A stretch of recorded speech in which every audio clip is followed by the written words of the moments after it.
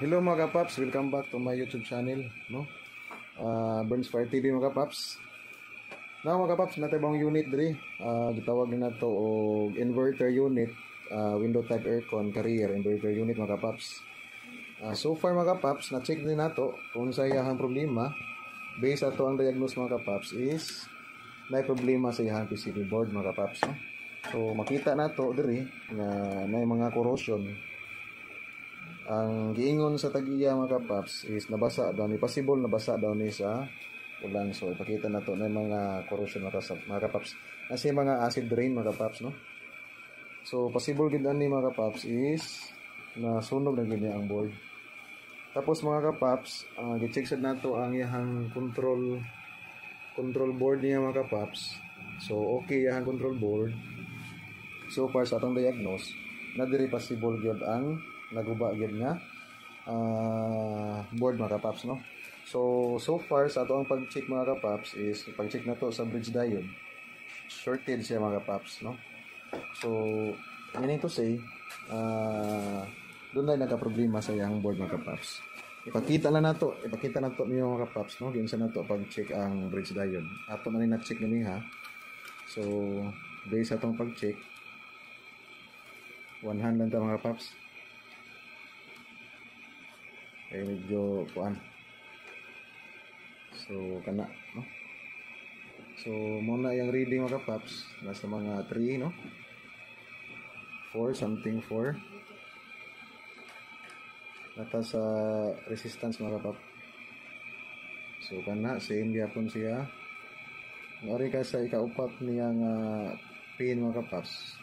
Dili gid na siya mapareha og reading. So since nagpareha siya, meaning to say, guba, shorted na to ang bridge diode mga kapaps, no? So, ako tanay i-try og ilis og bridge diode, pero wala na lang dyan kumuahat og ilis mga kapaps. Kay sagaran advice sa atong mga kaubang technician, once magka-trouble na gani ning mainboard mga kapaps, dili na gid nato ni siya i-regulate pagbalik, no? Na may mga ubang mga electronics nga mo regulate ani mga kapaps, pero wala tay assurance kung magdugay bagid siya. So advice gyud labi na sa atong mga karaan nga technician, once na problema na gani ang board, replace gid ayon ta mga kapaps.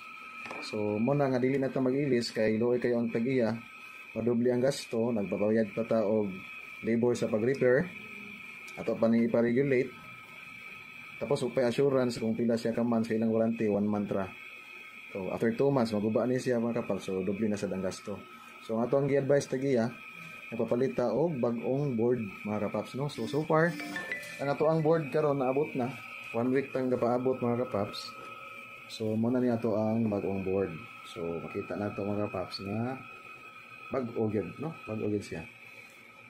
So ang palit niya ani mga kapaps is nasa mga 4,000 kapin. Tapos ang presyo aning carrier mga kapaps nga inverter, nag-price ni siya og 36,000. So gisayangan pag-ayo ang tag-iya, 1 year na ni siyang nag-standby. Wala na siya mag-andar kay naa siya error nga iwan mga kapaps. So magawas na diri ang error nga iwan mga kapaps, no? Diri dikit na siya og iwan.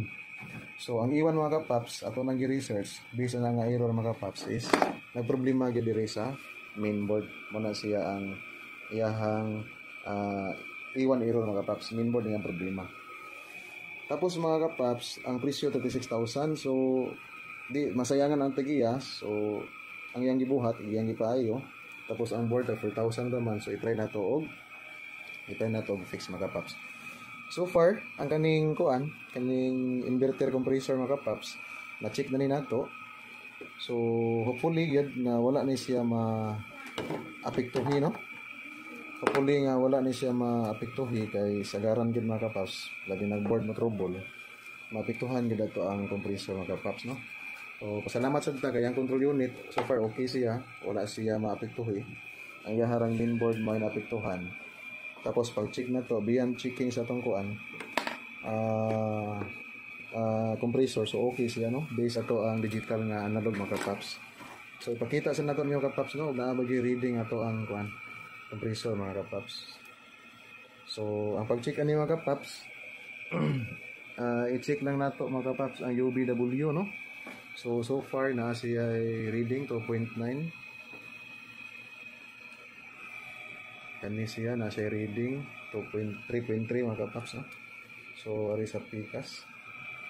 So same 3.3. So far mga kapaps, upon checking sa to ang compressor is okay siya. I-check na to ang UVW. Tapos mga kapaps, wala tayo assurance mga kapaps ha nga base to ang analog. I mean sa digital na to nga multimeter mga kapaps, multitester na nasa reading, okay siya. Wala magpasabot mga kapaps nga okay gyud ang compressors kay sagaran mga kapaps. Okay ang atong pagbasa diri. Tapos pagtao na nato sa board. So na tendency mga kapaps na ang ubang compressor dili siya mogana.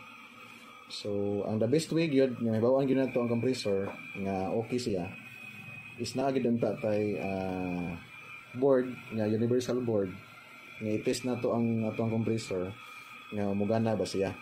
So far wala ta na. So kung ana nato karon is ang main board gyud nga bag-o. So same lang gyapon nga na nato pagkuan ipa-test na nato mga kapaps kay ang kani nga board atong itaod mga kapaps gud mo iwan error gud siya, no? So moandar iyang compressor og kadali mga 5 minutes siguro to 10 minutes. Tapos mo shutdown siya mga kapaps. Tapos magawas daw yung error dito nga iwan. So far mga paps, pag check na to okay siya.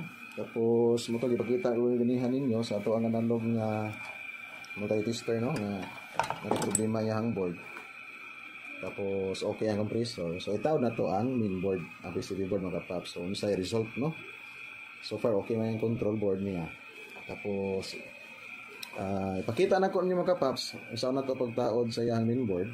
Then i-try na to, observeran gyud nato mga at least 1 hour. If dili ba mo palong ang compressor mga kapaps. So, dili siya mapalong mga kapaps. Like, taas lagi ng 30 minutes, dili siya mapalong. Meaning to say is wala mapituhin nato ang compressor mga kapaps, no? So shout out day ko sa owner ani si Sir taga ditoon mga kapaps. Usa ka PNP, usa ka kabaro na to mga kapaps, no, sa IMG. So sir, ato ni try og fix imong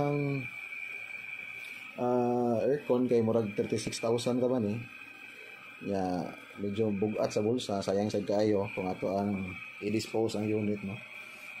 So try na to og fix mga kapaps. So di na ta magdugay, atong itaod ang board mga kapaps, no.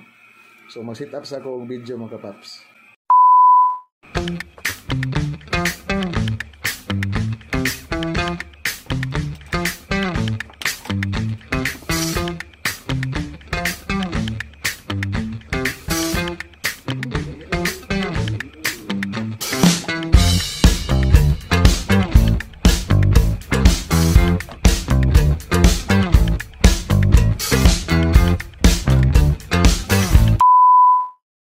Kapaps, nahuman ginatong ka-symbol mga kapaps, no? Wala na ako ipakita ninyo ginsan ako pagka-symbol kay medyo mutaas ato ang video mga kapaps. So okay na. Nataon na sa nato ang mga sensors mga kapaps. Ang board nga bagong na palit mga kapaps, no? Nataon na nato. So mao ni yang situation karon mga kapaps. Tapos ang control board nataon sa nato mga kapaps. So mao ni ato ang yan na jud nato karon mga kapaps, no? Di itawag nato mga kapaps o what is the result sa to ang gitaod nga board mga kapaps, no? So ato nang pandaron mga kapaps.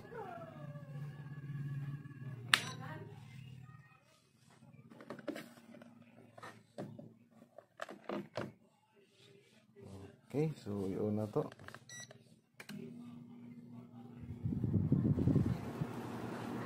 So okay mga kapaps, ni-on na yung fan, no?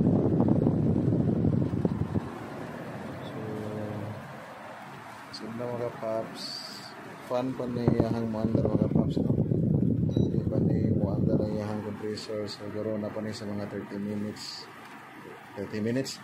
mga 1 minute to 3 minutes mga kapaps. 30 minutes naman na. So di pa ni muandar yung compressor mga kapaps. Observe na to mga 3 to 5 minutes pa ni muandar yung iyahang compressor mga kapaps, no? So observe na siya ito mga kapaps. To this video mga kapaps, ang atong gi-repair nga carrier window type inverter nga aircon, no? So atong i-check niya ang amperahe mga kapaps, still stable 2.74. Then wala na siya mag-error. Atong i-check ang compressor, still nag-under compressor mga kapaps, dili na siya grounded kay katong old nga board. Once muhika pa siya mga tubing, so nasa grounded, no? So mean to say na ground na tibuok dira nga tubing mga kapaps. So kani siya, makita na to ang mga copper tube nga nag-moist. Meaning to say, bugnaw na iyang evaporator. Tapos once ikapon na to yung condenser, init gani siya. Meaning to say, yun na mga kapaps is nag-cycle ang iyang refrigerant. So in short, kani nga board is very okay mga kapaps, no? So successful ato ang gihimo nga project, no? Sa ato ang channel mga kapaps sa Burns TV nga atong gi-repair karon ka rear window type inverter mga kapaps. Successful. So pagpagan na to ang tong kagalingon. Okay, nag-under ni siya almost 2 hours na, no? So kung almost 2 hours ang atong gipagan ato sing ipa-under, bisag 1 hour lang. If mag-error na siya, meaning to say na problema iyang board. So karon 2 hours na wala siya problema so far, wala error code, stable iyang amperahe. Okay tanan. So ana stable kaayo. Under compressor ni init ang condenser, bugnaw ang evaporator. So ako ni siyang gisulod diri sa isa ka room, bugnaw na ato ang room. Yung mga sensor so far okay na. So in short mga kapaps, very okay na ni siya nga unit. So ato na ning return sa owner. So daghang kayong salamat, no? Labi na gid sa mga sa wala pa naka-subscribe sa ato ang YouTube channel mga kapaps, sa Burns TV, o sa ato ang Facebook page. Sa mga wala pa naka-like, so please like and subscribe sa YouTube channel mga kapaps para sa mga update na to, mga bagong video na doon na tayo mga gagmay nga mga impart na to na learnings regarding sa automotive and also sa refrigeration mga kapaps. So daghang salamat. Hindi lang tama itong video. Ato na ning uli sa owner. So daghang salamat. Bye bye.